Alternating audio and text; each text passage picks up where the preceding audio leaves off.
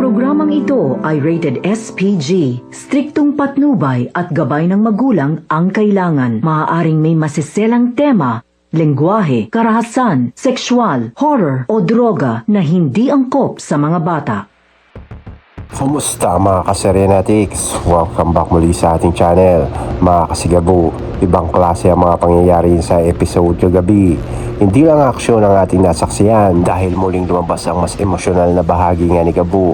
At habang sinusubukan niya yung ayusin ang mga problemang nakapaligid sa kanya, mas lalo namang nagiging komplikado ang sitwasyon ng mga pinakamalapit sa kanya. Kaya balikan muna natin ang pinakamahalagang nangyari kagabi bago natin talakayin ang mga dapat abangan ngayong gabi. Gabo, muling nakaramdam nga ng sakit na nakaraan. Isa sa pinakamahalagang pangyayari kagabi ay pagkasangkot niya ni Gabo sa isang insidente kung saan ang mag-ina nga ay nabiktima ng hold up.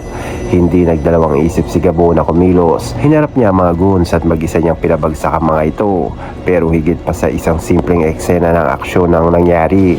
Dahil habang nakikita nga ni Gabo ang kalagayan ng mag-ina, tila nakikita rin niya ang isang bahagi ng kanyang sarili sa nakaraan. Para kay Gabo, hindi na bago ang makakita ng taong nasasaktan at nangangailangan ng tulong. At marahil rito ang dahilan kung bakit hindi niya kayang basta-basta talikuran ng isang taong nangangailangan. Dito natin muling nakita ang isang bagay na matagal ng bahagi ng karakter ni Gabo. Kahit maraming pa nga siyang problema, inuuna pa rin niya na tumulong sa iba. Isang eksena naman na magpapaantig sa ating mga damdamin habang ginagawa nga ni Butchoy at Gabo ang kumapit sa panalangin para sa agaw buhay nga na si Linda. Pero pagkatapos ng matinding pangyayari, mas naging emosyonal nga ang kwento. Nanalangin niya si Gabo kasama nga si Butchoy para sa kaligtasan ni Linda. At ito ang isa sa mga eksena talagang nagpapakita na sa likod niya ng matapang at palaban na si Gabo ay may isang anak na patuloy na umaasang magiging maayos ang lahat. Sa dami nga ng laban ng kanyang kinaharap, may isang bagay na hindi niya kayang labanan ng gamit ang lakas lamang.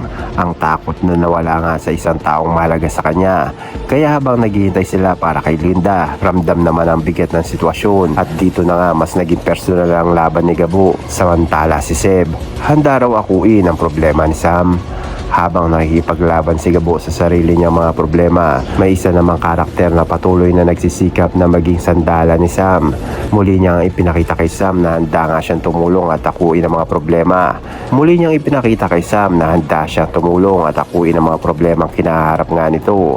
Sa unang tingin, parang simpleng pagpapakita lamang ito ng pagmamalasakit. Pero alam naman natin na hindi ganoon kasimple ang sitwasyon. Dahil habang ginagawa nga ni Seb ang lahat, may isang malaking tanong na hindi maiiwasang pumasok sa isip ng mga manonood. Ano ba talaga ang mararamdaman ni Sam sa lahat ng ginagawa nga ni Seb? At higit sa lahat, paano maapektahan nito ang relasyon ni Sam at Gabo? Ang matinding sagupaan ni Ibiang at Betchay. Yes mga kasigabo, mukhang tuluyan ang sasabog ang tensyon sa pagitan ng dalawang karakter. At hindi ito simpleng pagtatalo lamang, may matinding galit na mauwi sa palitan ng sampal. Kaya siguradong magiging isa nga ito sa eksenang hindi dapat palambasin ngayong gabi. Makikita natin kung paano hahantong sa ganitong klaseng konfrontasyon ang kanilang matagal ng tensyon. At ang mas nakakatuwa rito, parehong matitindi ang personalidad ni Ibiang at Betchay. Kaya kapag nagharap nga ang dalawang ito, siguradong walang gusto nga magpatalo. Pero ano ang epekto nito sa grupo nga ni Gabo? Ito ang mas mahalagang tanong dahil sa si Gabo, ang isang simpleng konfrontasyon ay maaaring humantong nga sa mas malaking problema. Kapag nagkaroon nga ng away sa mga taong konektado kay Gabo, posibleng maapektuhan din ang kanyang mga plano. At sa sitwasyon ngayon, hindi pwedeng dagdagan pa ang problema ni Gabo. May problema nga siya kay Linda, may mga personal nga siyang pinagdadaanan, may mga taong patuloy na gumagalaw laban sa kanila, at mga komplikasyon pa sa pagitan ni Gabo, Sam at Seb. Kaya kapag may panibagong gulo na naman sa kanilang paligid, posibleng lalo lamang magiging magulo ang lahat. At ang pinakamalaking tanong ngayong gabi, pagkatapos ng lahat na nangyari kagabi, ano na ang susunod sa hakbang ni Gabo? Magpapatuloy ba siya sa mga kanyang laban kahit marami na problemang dumadating? Magagawa ba niyang protektahan si Linda? At habang patuloy namang lumalapit si Seb kay Sam, may magbabago kaya sa nararamdaman ni Sam para kay Gabo? At habang mas maraming sikreto at problema ang lumalabas, mas lalo ring nagiging mahirap para kay Gabo na malaman niya kung sino ang tunay niya mapagkakatiwalaan. Kaya wag niyo na palampasin ang susunod na episode mga kasigabo. Sino ang kakampihan nyo? Ibiyang ba o Betchay?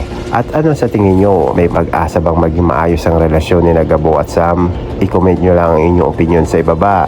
At kung gusto nyo ng daily si Gabo recap, totoong nangyari sa episode at mga mahalagang eksenang dapat abangan, huwag kalimutan na mag-like at mag-subscribe at pindutin na rin ang notification bell. Maraming salamat mga Kaserenatics.